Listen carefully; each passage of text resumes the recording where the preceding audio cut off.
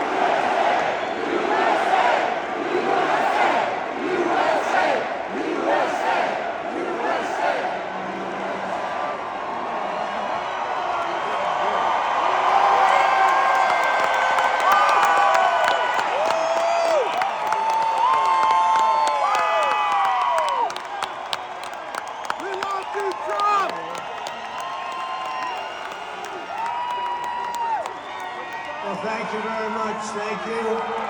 Thank you very much. We won.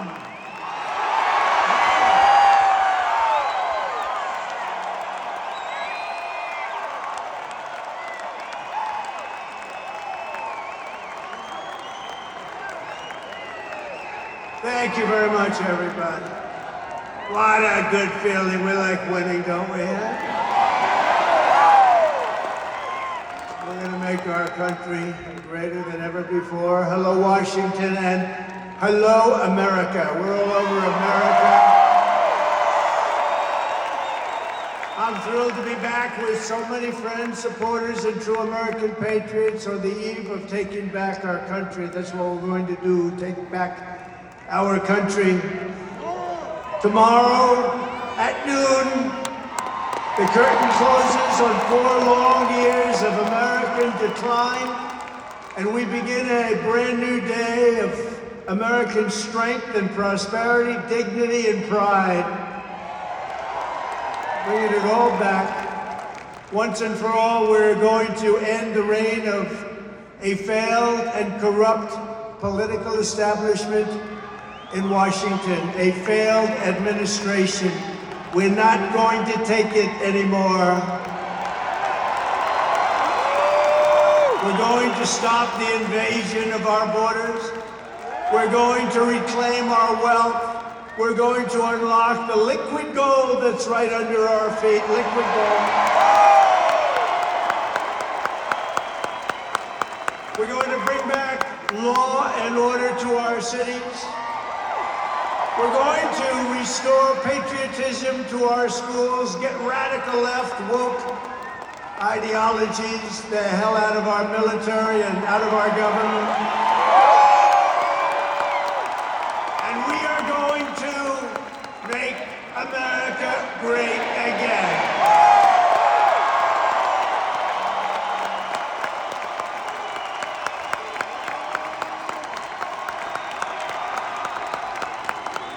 I want to thank the tens of thousands of incredible men and women who have come from all over the nation to take part in this very special moment. And I just heard in watching some of the coverage that there are rallies like this taking place all over the country. People are happy. People are happy. It's been a long time. None of this would have been possible without you and the millions of hardworking citizens who have joined our cause. You know, right over there, just noticed a group of beautiful ladies, beautiful women from North Carolina, right here too. All the rallies. They go to all rallies. I don't know how the hell they've been to 167 rallies. You believe? You think their husbands are happy about that? I don't know. But they look beautiful, they're incredible people, and they love our country. Thank you very much. And up here I see we have front row Joes all over the place. Uncle Sam, Mr. Wall. Oh boy. But we've been through so much together, and for the next 4 years I will fight for you every single day. We're going to be fighting for you. This is the greatest political movement in American history. And 75 days ago, we achieved the most epic political victory our country has ever seen. That's what they say. We won the popular vote for the first time of any Republican in many, many years. We swept all 7 swing states by big numbers. We won Pennsylvania, we won Georgia, we won North Carolina, we won Michigan, we won Wisconsin, we won Arizona, we won Nevada. We won them all by historic margins, and we won the great state of Florida by 13 points. Nobody's done that ever.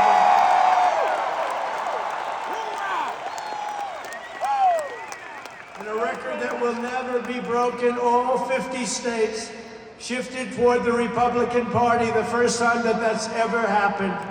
All 50 states. We won the largest number of African American voters in Republican Party history. We won more Hispanic American votes than any Republican has ever gotten before by a lot.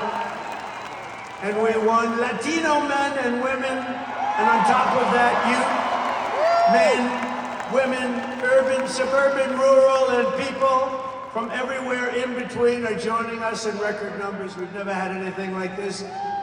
Too big to rig, that's what I used to say. Too big to rig. Oh, and they tried. They tried. It was too big. Around 9:02, they just said, let's get the hell out of here. This isn't working. They were swamped, to put it nicely. We also took back the U.S. Senate. We had some great people running. And the House Republicans won their largest popular vote majority in presidential year since 1928. We had a lot of people voting. So the Senate, the House Republicans, we got all 3 of them. A little bit close on those 2. Senate's in great shape. House Republicans, actually, they both have great leaders. They both have great people.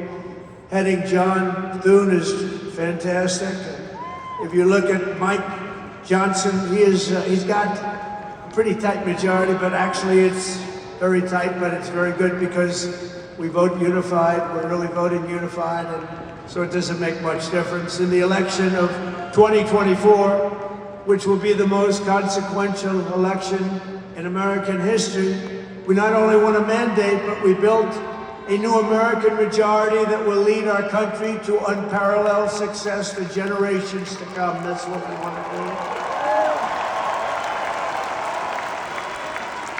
And someday, in 30 years from now, 40 years from now, 50 years from now, some of these young people are going to say, I remember Donald Trump, he did a good job. He set us on his way. He told us, he gave us a path. Our new administration will inherit disasters at home and abroad, an economy plagued by inflation and high interest rates, a catastrophic border crisis. Nobody can believe they let people in. They have an open border policy. Do you think that makes sense? Open borders. Anybody wants to. Jails, prisons, mental institutions, gangs being emptied right through that ugly open border, a government that cannot care for its citizens in a time of emergency. Look at what's happening in Los Angeles. Look at what's happening in North Carolina. They've treated them so badly. In a planet on the brink of World War III, it's not going to happen. That's not going to happen. But starting tomorrow, I will act with historic speed and strength and fix every single crisis facing our country. We have to do it. We're not going to have a country. Before even taking office, you are already seeing results that nobody expected to see. Everyone is calling it I don't want to say this, it's too braggadocious, but we'll say it anyway. The Trump effect. It's you're the effect. Since the election, the stock market has surged and small business optimism has soared a record 41 points to a 39-year high. Bitcoin has shattered one record high after another.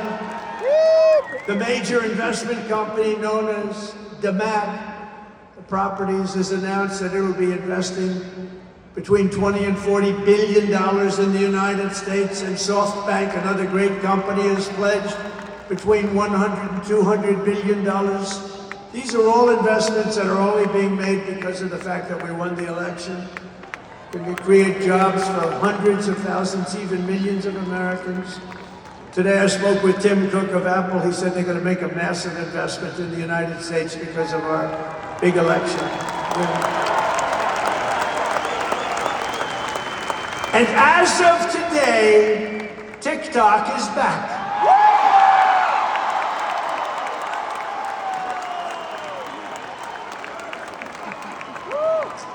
So, I did a little TikTok thing. We have a guy, TikTok Jack. He's a young kid, like 21 years old. And we hired this guy, and I went on TikTok. Can you believe what I'll do to win an election? And we went on TikTok, and Republicans have never won the young vote, the youth vote. They win a lot of votes, but they never won the youth vote. We won the youth vote by 36 points. So I like TikTok. I like it. I had a slightly good experience, wouldn't you say? Romney lost it by 40 points. Not so long ago, we won it by 36 points. That's a very big spread. But I said we need to save TikTok because we're talking about a tremendous... Who in this audience goes with TikTok? Many? Very popular. And frankly, we have no choice. We have to save a lot of jobs. We don't want to give our business to China. We don't want to give our business to other people. And I said, TikTok without my approval, meaning the president's approval, because Congress gave the president the right to make a deal, do whatever he wants. And they did that a long time ago when they had a different president. They didn't know that I was going to be the president. So I said, very simply, a joint venture. So, if TikTok is worth nothing, zero, without an approval, if you don't approve, they're out of business, they're worth nothing. If you do approve, they're worth like $1 trillion. They're worth some crazy number. So I said, I'll approve, but let the United States of America own 50% of TikTok. I'm approving on behalf of the United States. So they'll have a partner, the United States, and they'll have a lot of bidders, and the United States will do what we call a joint venture. And there's no risk. We're not putting up any money. All we're doing is giving them the approval, without which they don't have anything. So, I don't know, it sounds like that works. What do you think? Good? Yeah. So whether you like TikTok or not, we're going to make a lot of money. Perhaps most beautiful of all, this week we achieved an epic ceasefire agreement as a first step toward lasting peace in the Middle East. And this agreement could only have happened as a result of our historic victory in November. That was some victory. Was that great? I don't even know which was greater, 2016 or this one. I think this one. Look, Honest Abe Lincoln. We have Honest Abe. We have Uncle Sam. You know, Uncle Sam shook my hand about 2 months ago. He's got the strongest grip I've ever. You are a strong man. I said, what the hell was that? But I'm glad to report that the first hostages have just been released.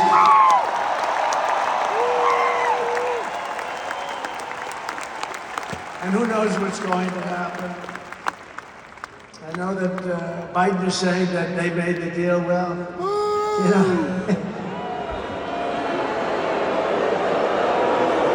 I mean, that deal should have been, first of all, it would have never happened if I were president. Would have never happened. There was not even a thought of it.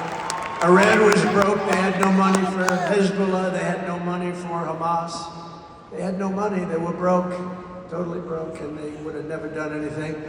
But they did it, you know. I like to think back to the past. I said, if only the election weren't rigged, all the things that would have happened, that would have been so good. But it was. We're not going to let that happen again. I want to thank my friend Steve Witkoff, who I think is here. I know he made a beautiful speech. I heard he made a great speech. But he's an amazing guy. I said, I got to get myself a negotiator. We have to get a good negotiator. A lot of guys are knowledgeable, but they can't negotiate. They don't have the personality or whatever.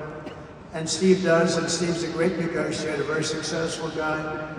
But he's our new special envoy to the Middle East for helping reach this great breakthrough, and really couldn't have been done without Steve. Where is Steve Witkoff? Is he around here someplace? Because he was so great.